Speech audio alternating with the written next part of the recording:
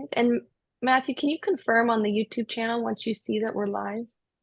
Yep.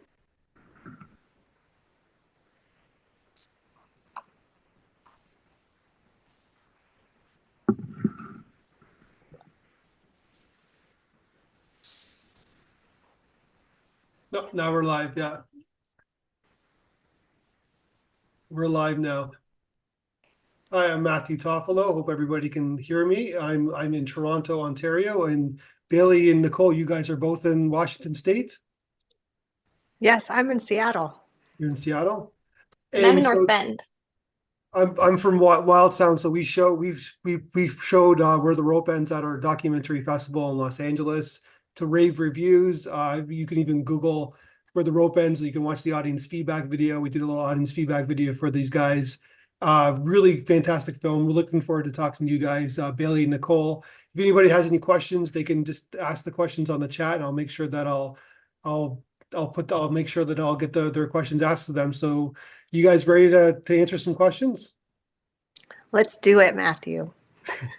So Nichole, I'm wondering because we were just talking about before we pressed we got live about the story with your daughter.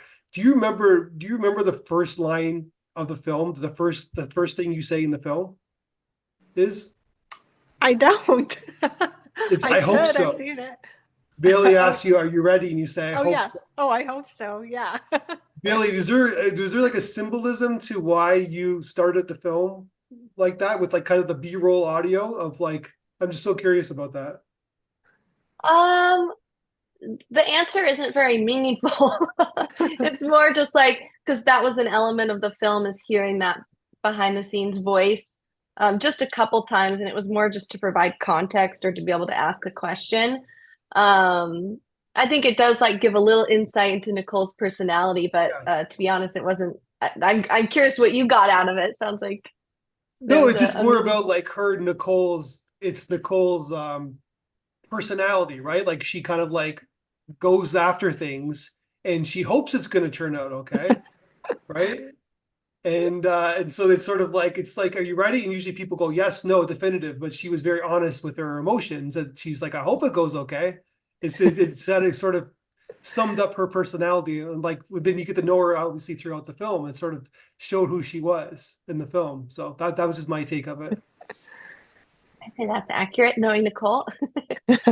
The whole filmmaking process was a new adventure too. So it was a very much unknown. I would sit in front of the camera and just hope that we got something out of it. Bailey would always feel very excited afterwards, and I would always be like, "Oh no, I hope we did got something." And she said, "Oh, there's so many gems in there. We're gonna do great with this."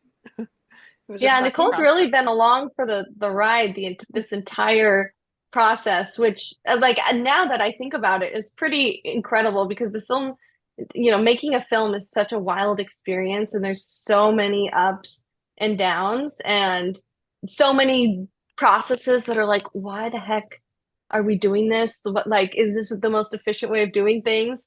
And the fact that you were along for the ride and also like having your outside perspective of someone that hasn't worked in the film industry of being like asking those questions of why are we doing this and then being able to take a step back and be like oh yeah like we could probably do this a different way like that was really helpful. So I was going to ask you. You started the film with the bike story. Was that always your intention? Like the start, like kind of like to set up her thematic with the bike story? No, it took us a really, I mean we had so many different beginnings. The intro, like the first what 15 minutes of the film is something that changed the most. And we really didn't have an intro in like that was probably one of our last scenes that we added, right, Nicole? Yeah, it definitely was. It was so hard to pick a subject matter that would be super relatable to everyone and let the audience know that this isn't your average adventure film. There was going to be something more that they would be learning. And then also would tell a little bit about the character without it feeling too heavy. So we tried on lots of different techniques, and this ended up being I'm really happy with the bike story. I think that it does a really succinct kind of take on, what the theme is going to be throughout the film. And it's relatable. A lot of people comment on that, loving the bike story. Yeah, no, Because we had things that were, oh, sorry, go ahead. no, I was just gonna say that like it defines so many people can relate to that story where like especially in this privileged Western world that we live in where like we just have so many things and we're always kind of like we think that one thing's gonna make us happy, right? A Hmm. possession like a bike or like and then it's like no, it's something it's like it's not never the thing, it's never the destination, it's the journey, I guess, right? Hmm. Of that makes you happy. I think that's sort of the universal theme of the film in many ways. And your theme is a human being. Yeah, and there's a secret about the bike story Okay. that it is the only part of the film that was kind of fabricated. Like I do remember wanting a bike, but I didn't ever get one because there were seven of us kids. So Oh, this beginning of the story was like us brainstorming, where do we start from? And and we did. We made up this little ditty about the bike so that we could get into the nuts and bolts of the story. I actually don't even realize I knew it was fabricated. I think Yeah. that, but at one point there was we actually had a whole animation of a dandelion, and this idea of like wanting a wish so bad. But I think that was a struggle with the intro is like, we want it to be something relatable. We want it to be something kind of light, and we Mhm. also need to tease the fall. And so, because the intro it ends with that aerial shot of Nichole. And so like finding the right balance of that and the right story. We also didn't want it to be Nichole just talking about this theme. Like it needed to be a story that people could grab onto and relate to. So, Mhm. I'm really happy with where we landed on that. so people, like I said, people can ask the questions, and I'll make sure that I'll ask the questions for them. So I think I asked you when we did a podcast interview previously, Baylee. But I'm gonna ask you guys again because I'm curious, and I'm sure the people would be too. How did you guys first meet? Where did you guys first meet? Go for it, Baylee. So we met at a yoga teacher training. It was a 6-month program, and I had heard about Nichole's story prior to the teacher training. I had gotten an email with a link to a GoFundMe from the studio, and it told Nichole's story, and so I was really interested in it. And then I walked in on day one of the yoga teacher training, and Nichole was in there in a wheelchair at the time. And so this program went on, and eventually Nichole got out of her wheelchair. But I was just always like really amazed with her and just her presence. And then we got paired up uh, for a project at the end of the training where I got to go over to Nichole's house and started asking her a few questions about her story. And then within like the first 10 minutes, asked her if she wanted to make a documentary film. And Nichole, what did you say? Well, I didn't really want to. It was like a very vulnerable moment in my life, Hmm. but I also, the longer time went on, the more of a sense of urgency I felt and needing to do something to give back to search and rescue. And I wasn't working and I had all these hospital bills and I didn't know how I was ever going to do anything meaningful for them. And I thought maybe this is my chance. This might be the thing that I can do. Really, all I have right now is my time to offer, and so I said yes. And as long as we did something that would benefit search and rescue. And you did, and that's what basically that search and rescue is the prominent figure in the film. So Bailey, I'm curious because you got some amazing interviews with the search and rescue team. How did you kind of how did you broach them to be in the film, and what was their idea? What was their thoughts about being in the film, and obviously talking about Nichole's rescue? Yeah. I mean, it was very easy. That group of people, like, they're the nicest group of people.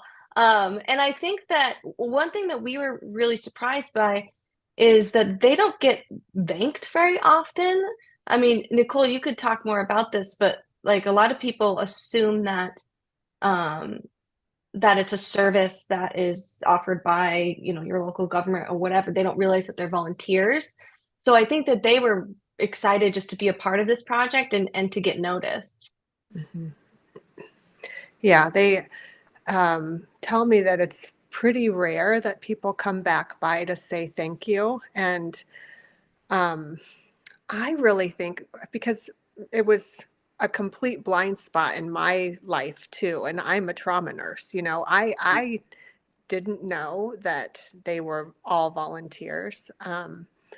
Until I ended up having an interaction with them, and so it became the one thing that I wanted to do no matter what, and with this film is to try to make sure everybody knows that they're volunteering and they're only here because we are supporting them. Without the support of their communities, this service wouldn't exist. So um, that was the main thing, but they were very gracious. Of course, they didn't like being in front of the camera, but they after talking to them understood that in order for people to know about them and want to contribute and continue doing the things that they do out there for their communities, that they needed to do something, get in front of the camera and show everybody just how amazing they are. They're very humble. They don't like to talk about what they do.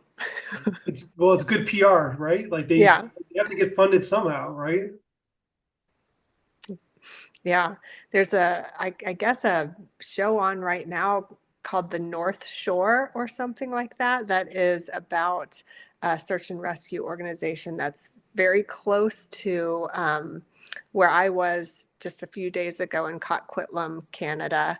Um, and they're getting a lot of great publicity. And I think the surrounding search and rescue organizations are feeling a little left out. So we, we're trying to support them with the film, and they're feeling like they've got their thing now too. So yeah, film is super powerful. It's the way that everybody is learning these days, whether or not we like to admit it. That is how people are getting their information. And so if we can get the right stuff in front of people, then I feel like it has a really powerful impact on the world. Well, what I learned in the film, and well, maybe it's Bailey's interviewing skills, is that they're great storytellers. They told your story. Bailey, do you remember like how much time did you have to spend with them in the interviewing kind of structure? And I'm just curious, like, because you got some great stuff out of them. Was that I'm just like you can be humble and say that they're great, but I'm just, can you talk about like talking to them and not people not you being used to being in front of the camera and kind of get them to share your story? Yeah, I mean they are great. They're like I think that so the interviews with the projector screen, like kind of the woods behind them, those were done early on. And then the interviews that are in their airplane hangar, those were done fairly recently to where like we knew exactly what they needed to say. Like we knew Okay. this was going to go here, here, here. So like the questions were really catered to that. Um, and at that point it had been many years after the accident. So like certain parts of the story were needed to be prompted to get like a certain kind of response. Um, and we like have developed relationships with these people, especially like Paul, who with the beard. He's been to the majority of our screenings. Him and Nichole just drove around and went to Canada and Idaho. And so there was another interview with Paul in it was actually my dad's office that we were mimicking to be his office. Um, and that like Paul has been so down with the process that like I kind of was able to prompt him and say like, okay, this is going here in this Mm. spot, like kind of hype up the drama about how you're trying to get to the hangar. So it definitely is like I know it's not the traditional form of documentary filmmaking, which but in some ways it's not narrative. It still is very much documentary, but I think the more that you build a relationship with someone that you can kind of bring out those answers. So that was done in some of the interviews, but otherwise, like they're just great people that are excited about what they do, and there were times where we need to pull back the technical aspects because they get Yeah. really excited about that. So sometimes they'd give an answer and need to say like, okay, let's explain that again to someone that doesn't know anything about gear and whatnot, and let's just talk about the accident. And so Yeah. yeah, just kind of steering the answers that way. Well, listen, it's not always about vanity, but Chris Moriarty can probably go to Hollywood and become an actor if he wants to be.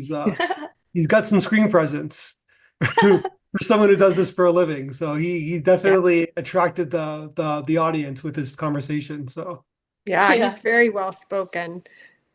He's great at remembering all the details of the day too. I couldn't even imagine, all the rescues they do. They do over 300 rescues every summer, just in the summer, and he was very meticulous in everything that he remembered. It was like he could walk back through it in his mind.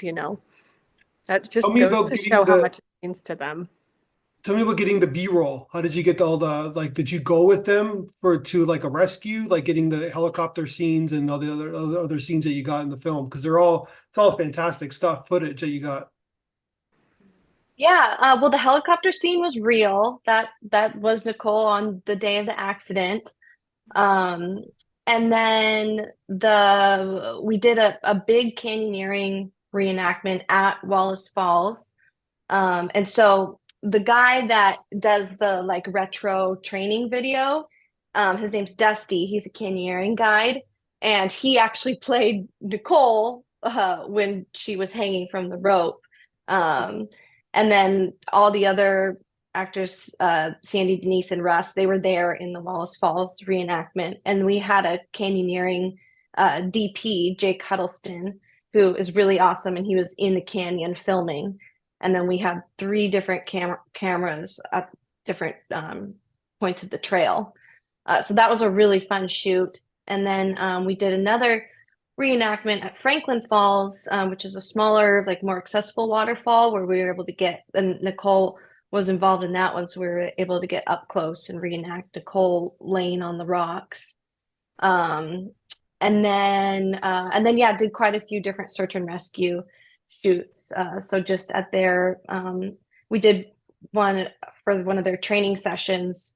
And so we were at their hangar, and then we went to the next location where the helicopter was landing. We kept trying to be able to shoot in the helicopter. We asked like 3 or 4 times, but it wasn't allowed. But yeah, I mean, we did a lot of shoots over the years. And as the years went on, they got more strategic, knowing like, okay, we need this here, we need this here.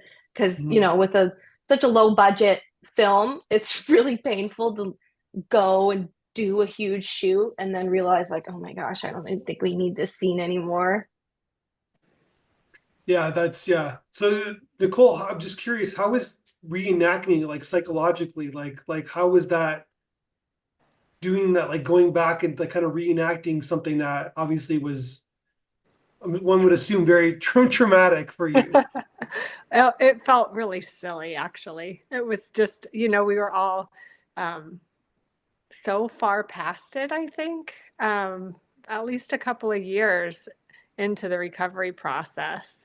And we had worked through our emotions and had a hard time keeping a straight face for some of that, laying on the rocks and them holding me and looking deeply into each other's eyes. We're not actresses, and Baylee kept telling us, "Quit smiling and look like you're upset." It was. But I was a little nervous going to the shoot, thinking that it could maybe be triggering, but then Yeah. it ended up being like just um, really just reinforced that we had moved past this and the healing was happening. So that was a really great thing to walk away from, Yeah, feeling that way. yeah. No, I remember our family got into a major car accident a couple years ago, and it was the car. We're all fine, but after the car, like my wife got multiple injuries, and it like flipped, and like I said, we're all fine, but like going back to that area, it's like I couldn't go back to that area for like 2 years because Yeah. it just would be a trigger for me, and like I obviously was still processing what occurred. So that's why I was asking, like I'm sure, I guess it was more time, but then yeah, I mean, now I can go back and it's like, yeah, I can kind of process it, and I think it's more guilt that I had Yeah. about what happened, even though it wasn't my fault. It was still guilt that it occurred. So I don't know, like, but I guess your therapy has been good to you, I guess, in a sense. Well, this whole film process has been really therapeutic. I think Mhm. that being able to retell the story and find, the silver linings of the story and kind of retell it in a way that it has meaning and purpose and is helping others is just a really big gift for me personally. And I think it's made me a stronger person for having gone through it, for sure. Mhm. Yeah, hundred And then percent.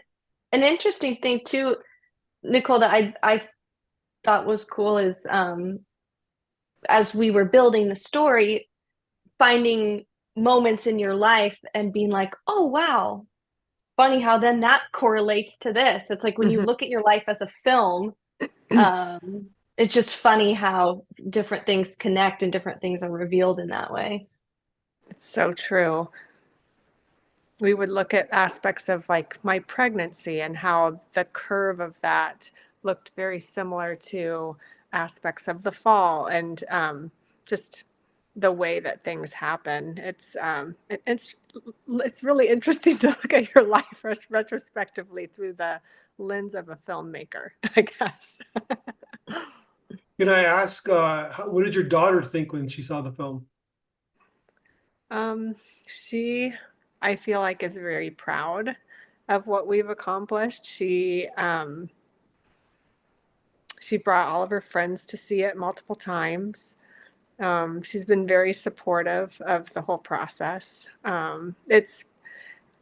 I'm really glad it turned out that way because she was 16 when I had my accident. So at a time when most girls, are very, I don't know, focused on how they look, and being in the camera isn't their favorite thing to do. So there was one shoot with Ashlyn, and she literally had her wisdom teeth pulled the day before the shoot, and I felt so awful, but the cameraman was there and we were all together and we had volunteered, and she bucked up and said, it's okay, we're just going to do it anyways, and she got up there with her little chipmunk cheeks and went through it anyway. So and she Yeah. hasn't complained about any of those shoots, so I think she's very, very brave for having walked through all of that at such a young age. Well, if your daughter is interested, there's a sequel to this movie, and your daughter's the main character. Oh yeah, Yeah. for sure. She had to have gone through some stuff when this happened to you. Yeah. Yeah, I think I was very worried. I felt like it was a sink or swim type of moment where either she was going to become stronger from it or it was going to, scar her in some way. And she watched a community rally around me in a way that I don't think she had ever seen people do before. And in the end, I feel like she didn't know what she wanted to be when she grew up, but she knew who she wanted to be. She knew what friendship looked like. She knew what community looked like. Um, and I think that is just another one of those unexpected gifts that we got from this whole process. Yeah, that's amazing. Yeah, and so do you mind? I think you were telling me, but you don't have to say, like, she's doing well. She's in school. She is. She's doing really, really well. She did some volunteer work at the hospital during COVID, when it was really hard. And at that point, she thought she was going to be a nurse and kind of follow in my footsteps. But that was just a really bad time to kind of look at healthcare. And so she's decided she's going to do dental hygiene instead, which is perfect. We need a lot of those as well. Yeah, it's a little bit safer, I guess, right? So yeah. And okay, so with the search and rescue team, like I said, some amazing interviews. Did you guys do like a special screening the first time you showed it to them? Like, how did you present the film to them when it was finished? We had we had search and rescue involved like key members throughout the editing process. we would pass it to them and get their feedback. And we also did a search and rescue only test screening, and we opened up to other chapters beyond Snohomish Search and Rescue. And then we did the same thing again once the film was finished.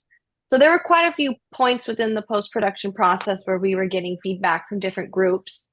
And then eventually launched this national or international event, which we just had this week for National Volunteer Week. And so we had around 20 chapters that hosted screenings across the country and Canada, and all the proceeds went to them, and they were able to use it as a fundraising and awareness tool.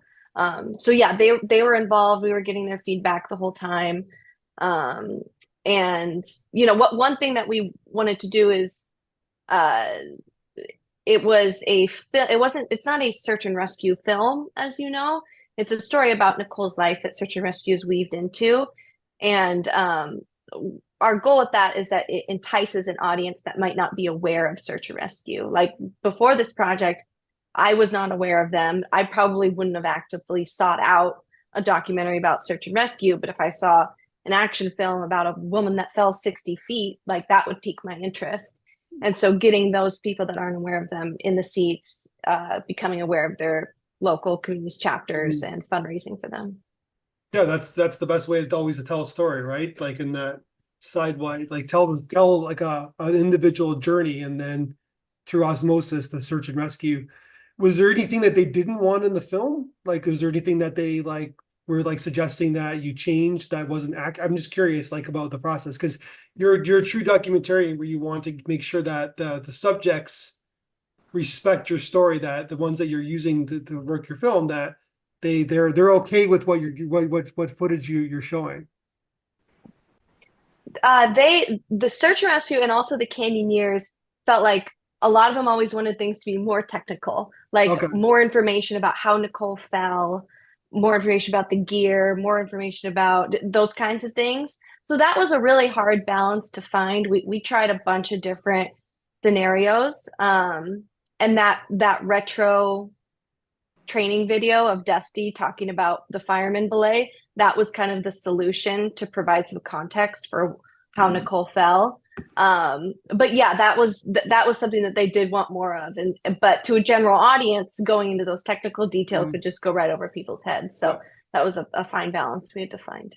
Well, one would assume the canyoneerings would want people to still canyoneer, right? So they don't want they want context to why she fell, I guess, right? So because they want people to still do the what do you is it an activity or is it a quest? I don't even know what do you describe canyoneering. Yeah, they really do keep track of all of the accidents in canyoneering and log everything, and they all want to learn from other people's mistakes, and it's a very common practice in that community. So it's really hard for them to get a little bit of information and not the whole story, you know. So they really felt like they needed to understand exactly what happened.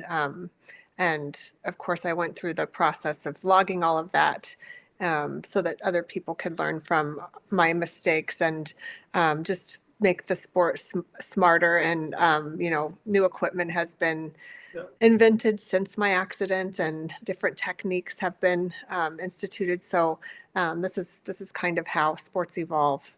So people, I'm assuming everybody who's watching knows, but the basic definition is that instead of climbing the mountain, you're going down the mountain, I guess. Right. You climb the mountain on the trail, and then you rappel down the waterfall into the canyon until you get to a place where you can climb out.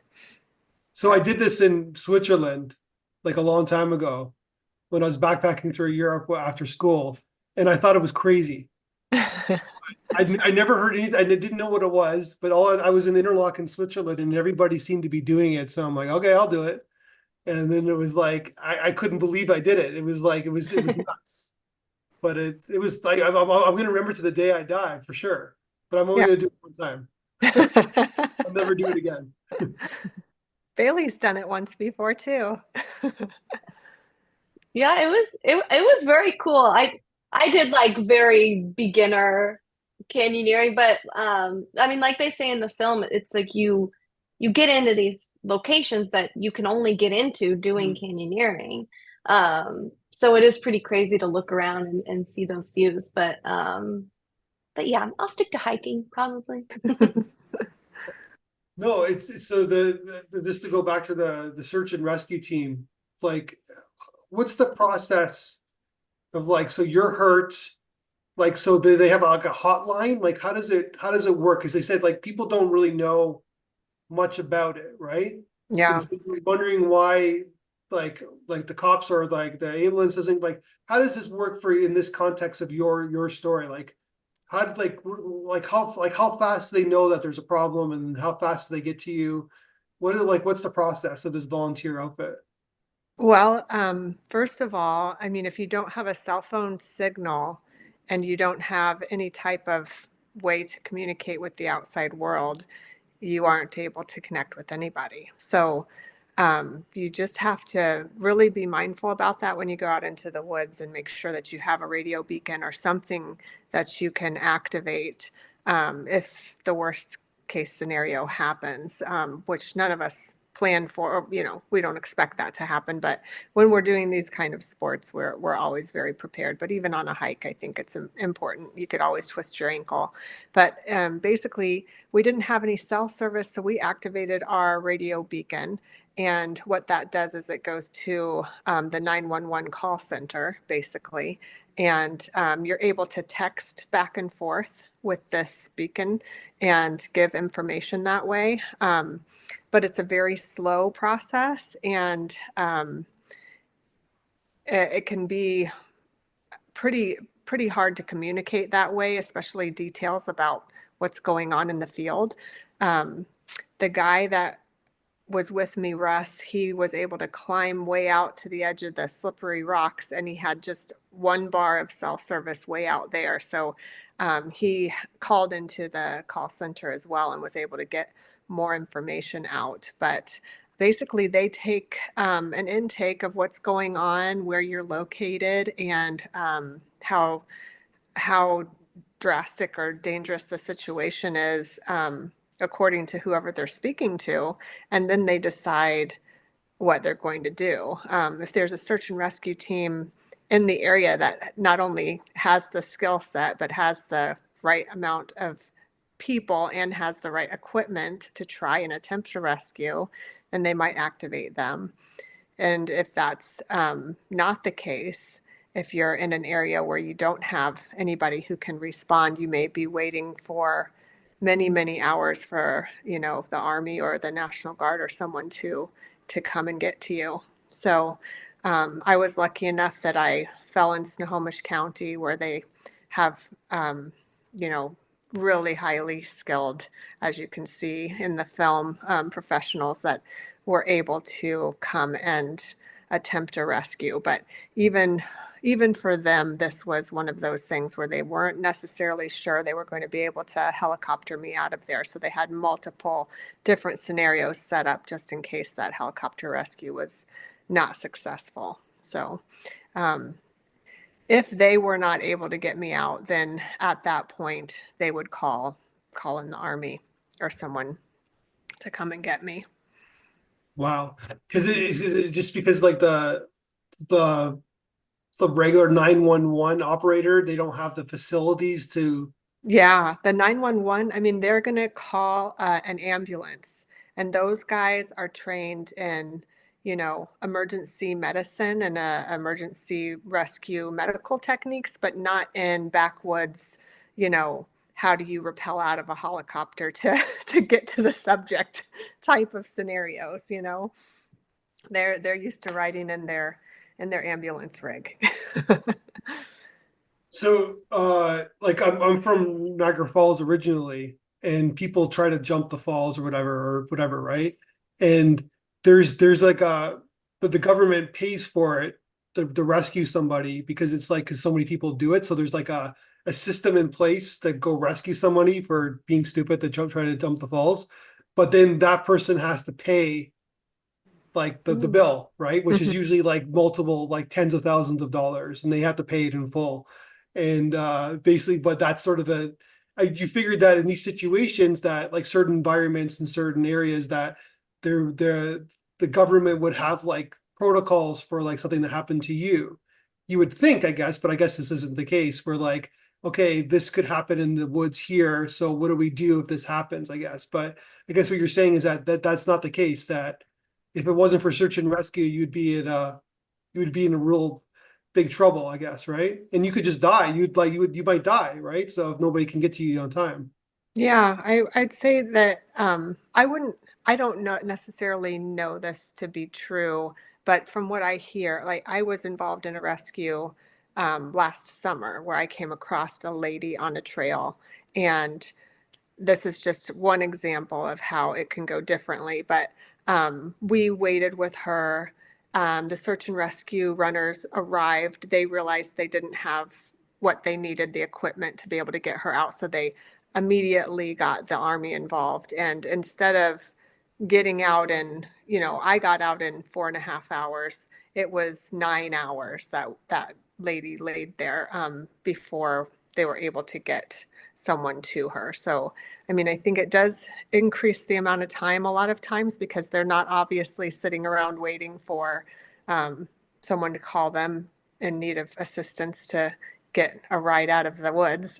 they're, they're doing their other obligations for the services they provide for our country. So um, it can be a life or death situation for sure. Time is everything with a lot of things when it comes to injury. So Exactly. Yeah. yeah. Well, yeah, it just seems crazy. I don't know how it works in other. All I know is Canada, United States. I'm curious how it works in other countries, but yeah, it's like there needs to be like I'm just giving you other ideas to make other documentaries, but there seems to be like an origin story of search and rescue like movie, right? Like how did this even? How did it like? How these like? They're almost like vigilantes, right? Like they're just like banding together and Yeah, saving people's lives. they are. They have a unique skill set and they have a desire to give back to their community. And then they get together and oh, I can see how it would be kind of addicting because they're all just amazing humans and they love hanging out with one another. They all have this, this willingness to just go above and beyond and provide what they can to their communities and want to do something meaningful with their life. So it's it's just been an honor to get to know all of them. Yeah, it's amazing. It's just yeah, and it seems like there's like if you dig into these guys' stories, like one's that like a Harley Davidson driver, right, rider, and like I'm not going to get into the political ideology, but it seems like all their political ideologies are different, and it's like, but they're all kind of banding together, and that's sort of my version of the story. It's probably not It's even so true, but true. That's yeah, so true. Like we've got, retired engineers and there's, some old medics. There's some people that came from the armed forces that are trying to use their skill set in some way. So it's a hodgepodge of people that, and it's great because you need lots of different skill sets for an organization like that. yeah. I thought I saw some vegan eaters too, right? And that. So Baylee, I don't know how much time we have. Yeah, we didn't talk about this, but curious, Baylee, you mentioned like the long year process of this film and like the years, multiple years, and kind of putting the film together. It's 70 minutes. It's locked down. You're not going back. But is there anything that you kind of not regret, but anything that you kind of miss not being in the film, or you kind of like are you like it's you have to cut your baby, right? That's what you're doing. This is your baby, and you're cutting it. Is there anything that you're saddened that's not in the film? Any footage? Yes, yeah, definitely. I mean, there were so many good when you're dealing with a real human's life. Like there's Nichole has so many incredible stories. Like your backstory, that was something that was originally in the film quite a bit longer. And there were great moments. Like we had the backstory was, I don't know, it used to be like 6 minutes long or something like that. And on its own, it was a great little short film or whatever. But in the context of the entire film, that 6 minutes really pulled away from the arc that we had already built. And so that was hard, is cutting those moments. And then also Nichole has a great story about what was going on in her head as she was falling. And that is one of my favorite stories. But we really needed to keep the anticipation once she lets go of the rope of what happened to her, to go into that story. And that's kind of like a slower, more thoughtful story. It just takes away from the tension. So that was a bummer to lose. And Nichole, I'd love for you to talk about that too. And then the other thing that was hard to lose was just was talking about Nichole as a nurse. Like that was something that we debated, including is like how did that affect your care, and being around death so often as a nurse, and then experiencing death yourself. But that was just like a whole other theme that we couldn't get into. But so yeah, so many good things that just didn't quite make it, and it detracted from the main theme and main storyline. But at the same time, I guess that the narrative, it needed to be 70 minutes. Like you couldn't, because then it's like pulling a thread, I guess, if you got into those stories that it kind of diverts from the original core of the theme, I guess, of the film, where you kind of have to like stick to the theme, they stick to the core, and so you have to these stories are great and they're amazing, but they don't really stick to the thorough line, I guess. Is that the reason?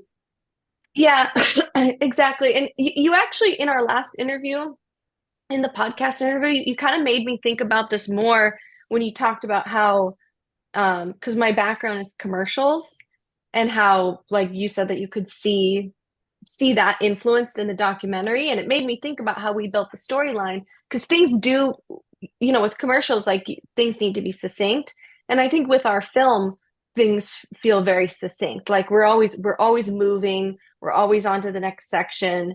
If something lingers, it's very intentional. It's like we want that emotion to be drawn out and we want people to think. But like things are very concise, and so those storylines, it just didn't fit into that flow. Gotcha.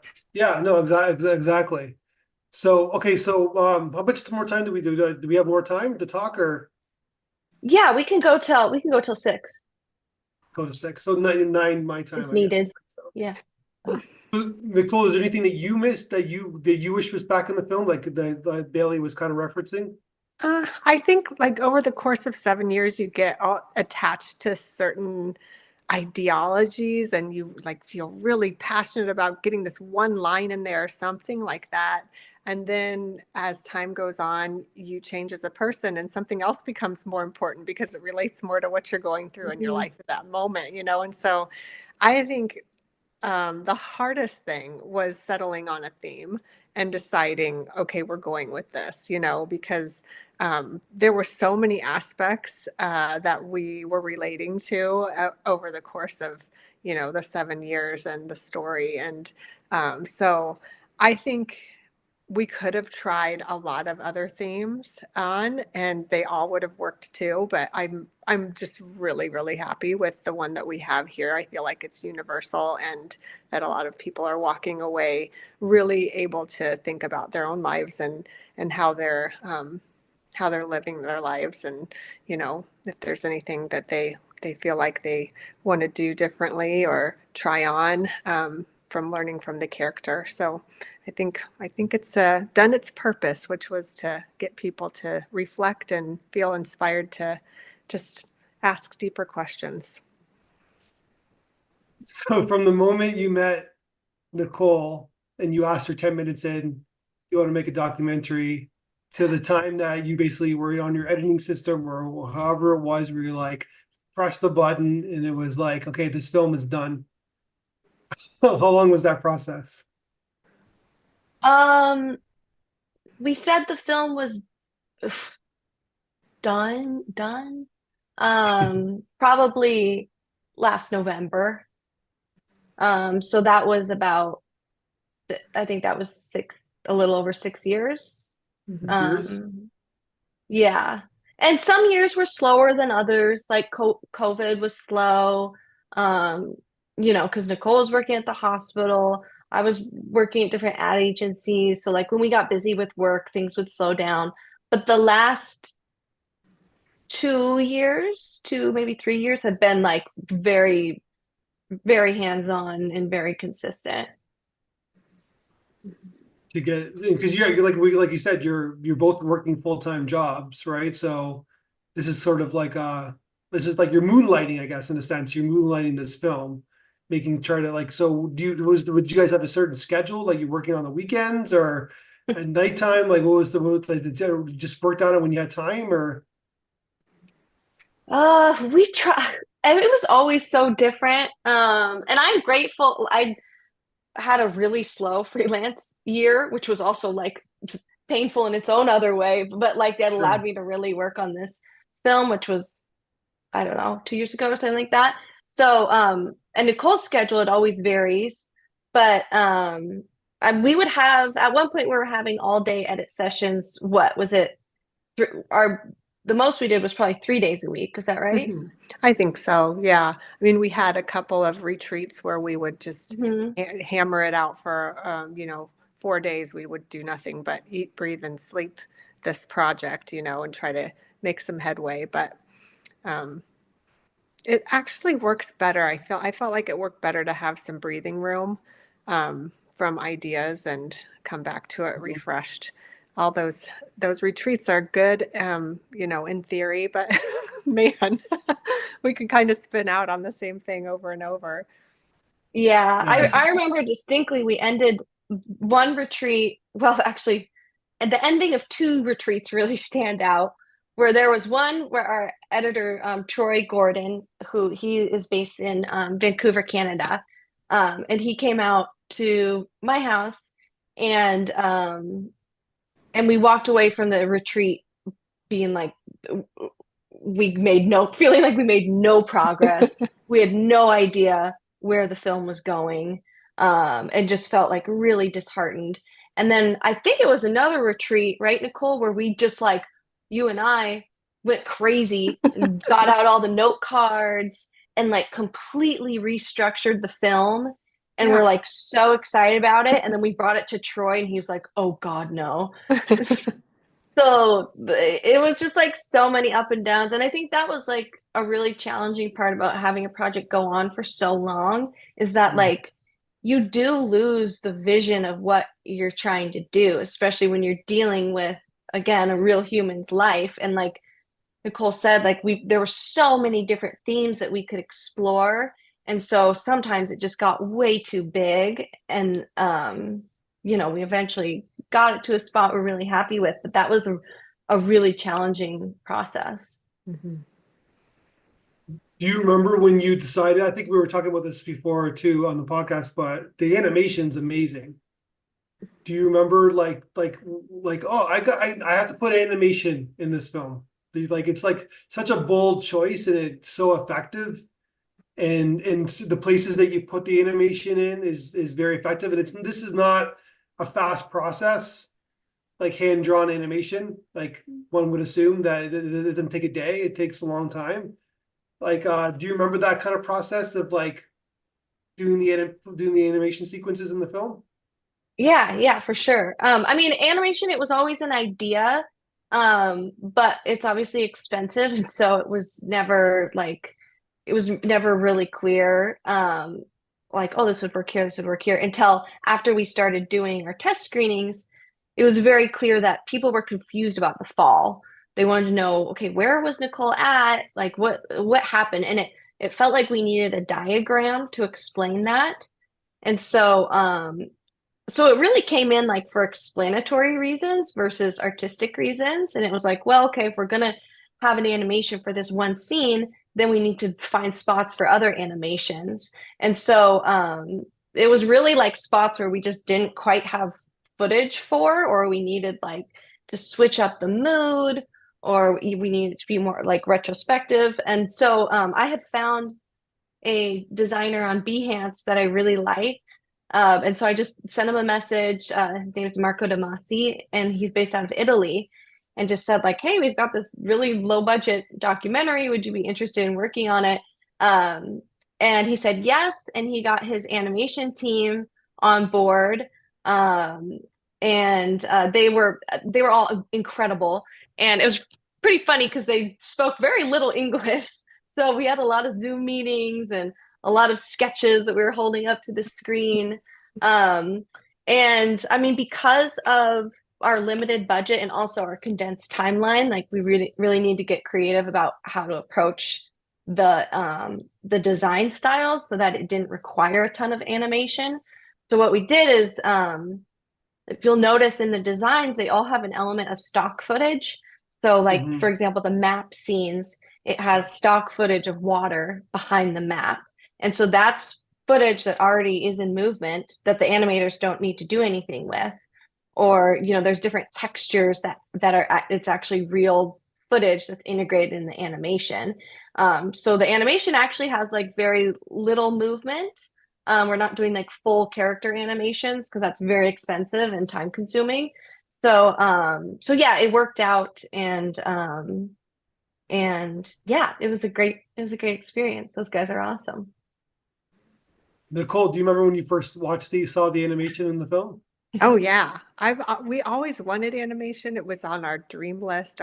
We drool over thinking about it because we didn't have anything to fill in that gap of when I fell. I mean, my friends, I'd ask them, do you have any footage of that day? And they were like, that felt so wrong in the moment. We thought you were going to die. We didn't want to video it.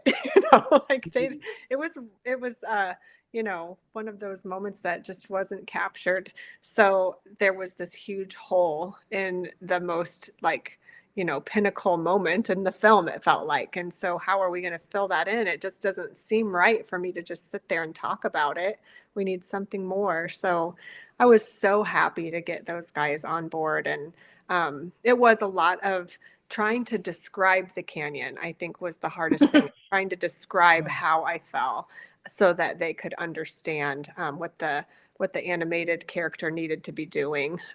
But we got it. They were so patient, and we'd just go back and forth until it happened. Because you have to Yeah, describe to the audience what this Yeah, is, right? So that's why that you're describing to them. It's like because right. the audience has got to understand because most people don't know canoning either, right? So Yeah, exactly. Yeah. hmm you have to give And then them that back. oh, sorry, I was just gonna say our editor Troy too, he made the decision to do the water droplet, which when we saw that, it was like, oh yes, like I loved that. That was such a cool choice, and that was something that came in, kind of at the end. It was one of like Nichole was saying, we had this big section because we worked so long on just getting the dialogue for the whole film down, getting that locked in. Like that took forever. So the footage and cutting that together really didn't come until pretty later on. And that's Troy, like that is his specialty. He has such a good style and such a good flow. And so it was kind of like, he had all the pieces he need and it was great to be able to just be like, okay, go put this together. Like, can't wait to see it. And so then when he delivered that, and we saw the water droplet for when Nichole fell. Like, it was just perfect. Mhm. I don't know. I can't remember his name. I'm just going to call him the Harley Davidson search and rescue guy. When you animated him, he must have loved that. Like, what was his reaction when you showed him the animation of him?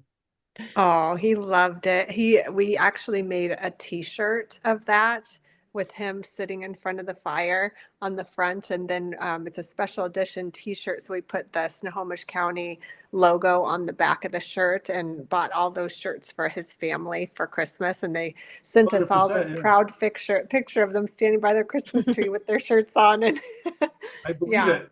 I think it was a special moment for sure. You know you've made it when someone animates you, right? I think Yeah. that's a testament in the 21st century.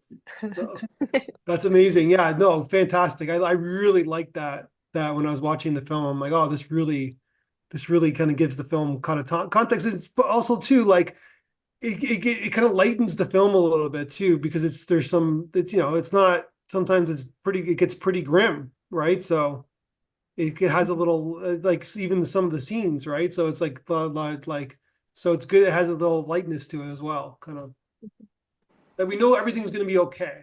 I guess Yeah. there's a symbolism, I guess. But then again, you're being interviewed, so you know you're going to be okay. But we're just want making sure that everything's going to be fine. So That's how I feel Absolutely. about the bunny rabbit. Every time the bunny rabbit comes across the screen, I think, oh, because it's such a heavy moment in the film, and it's kind of like it brings a lightness to the search and rescue member, to Chris, and it makes him more human. I feel like, to see this little animal hopping through his house, and it kind of brings you back down to earth, because in that moment, you know, I've just fallen, and search and rescue is getting ready to come. And I don't know, the rabbit always calms me down, makes me feel a little better. Yeah, no, it's like just to go back. I think what you're saying before, you're mentioning that the search and rescue team, people usually don't say thank you to them. They just that's surprising. Like some people like it's get saved and then they never hear from them again. Yeah, I think, I mean, I wouldn't say that it's because people are mean or bad spirited. I Yeah, think it's because they don't know they're supposed to say thank you. I really think people think that these guys get paid, and that's their job, So, and you're trying to just recover from your injuries and have a lot going on in your life. I mean, as a nurse, it happens to us all the time too. It's just, you yeah, never know the end of the story. You hope that the person you took care of is doing okay, but you don't.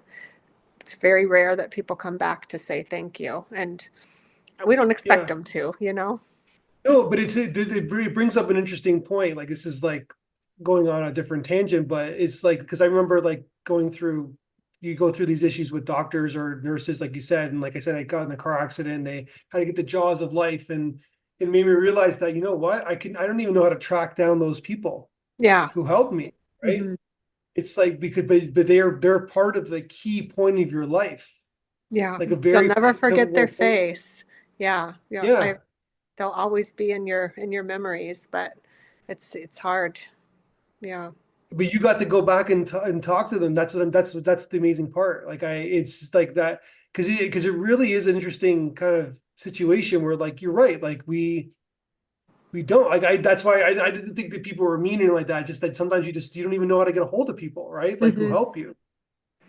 That's So true. You're just trying to survive in that moment. I was laying on the forest floor, and they had their last names written across their helmet. And so, as Chris was, rescuing me, and Tom, I was just spelling their last name over and over and over. And I'm in shock, and I'm bleeding out, and I'm like just really trying to remember this. And I'm going to spell it as many times as I can. But by the time I got to the hospital, I didn't remember their names. You're living through something that's very traumatic for the body, and emotionally, and everything else. So it's not that we mean to, oh but you're going through a lot. So yeah. yeah. Yeah, when you're being rescued, you're not going to say, "Let me get your cell phone number and let Yeah. me write that down." So like yeah no that there's like you said there's like it's interesting because it's like there's think about the thousands of stories right that are even Yeah. happening as unfortunately as we're talking right now. It's just life, right? Hmm. People are going through stuff, right? It's just that and then yeah, so Yeah. underappreciated, right? So all these Oh, it's people will so have wonderful to be able to go back and hug those guys and say thank you, and just give them an end of the story that's something that's positive. Because I think a lot of times, as a nurse, I know I do this. I fill in the rest of the story with probably something worse than what actually happens, because you're seeing them in their worst moment, and you can't imagine what it's like a year from then, or 7 years from then. So it's good to see Mhm. a good outcome when you do this kind of Yeah, work. yeah, fantastic movie. I liked this movie when I first saw it, and now got to talk to Bailey for the second time. So Bailey is it? We're sorry, BaileySinger.com, but it's also where the rope ends .com, and people can donate, right? They can donate to the film, to the cause. Yep, they can donate to the film. They also can attend. We still have some more search and rescue events going on, and actually, it seems like more are being added as well. So if there's an event in their area, they can go to that, and all of those proceeds go to search and rescue. And then we are also having a virtual screening that we just released today That's going to be June 13th through the 18th. So they can pre-order that. It'll be essentially a rental that they can watch between those dates. And we're asking for donations for that just to help support as we go into this next phase of distribution for the film. And then also, if for those that have seen the film, it's really great for us to receive reviews. It helps establish credibility and will help us with that journey of getting distribution. And so there's two platforms that people can submit those on: Letterboxd and IMDb. And the links to those are in the description of this video. So in order to do that, you have to create an account, which just takes a few minutes, and then write a review. It's really appreciated. And then also sharing our virtual screening event is something that we're hoping to get that out to as many people as we can. Yeah, it's amazing. And so what's next for Nichole? Well, we have a minute left. I don't know. I'm open though. I feel very open to whatever comes next. I'm excited to have a little bit of free time to get back in the canyons. That's for sure. So you're going to go back. Yeah, I've been in the canyons a little bit, but not a lot because the film has been the top priority. And I don't like being a fair weather canyoneer. I think you need to be practicing regularly to stay safe doing these sports. So yeah, I'm excited to have a little more free time for that. And what's next for Baylee? I have no idea. I'm always working on little things. I almost got carried away the other day. There's this grant program where the deadline is in a few weeks, but a film needs to be like 10% done. And so I have like one idea that I was toying with, and I was like, maybe I'll just shoot a ton of stuff and edit and get this done in 3 weeks. And then I was like, there's no way. This is like, after doing this project, it really, made me realize what it takes to do a feature-length film. I think as a filmmaker, it's so easy to get caught up and excited about ideas. But they're just such huge ventures. And so, I would definitely like to do another one. But now I know more about what it takes. So you also learn what not to do. You learn how to speed the process. Like there's a lot of things that you learn to have a better, like, I'm not saying that you didn't, but I'm saying that like you just more of a structured story, right? So oh yes, we learned so much. So yeah, I mean, on the other hand, yeah, that is exciting to apply those learnings to whatever is next. But yeah, just focusing on, we just got approved for a PBS broadcast that we're hoping will take place next year. We're still kind of figuring that out. So that's gonna, we'll be pretty busy getting set up for that, and more screenings, and who knows. All right. Well, I think that we had a good conversation. Hope that was good for you guys. Yeah, thanks so much, Matthew. That's great. Thank you. Thank you. That was awesome.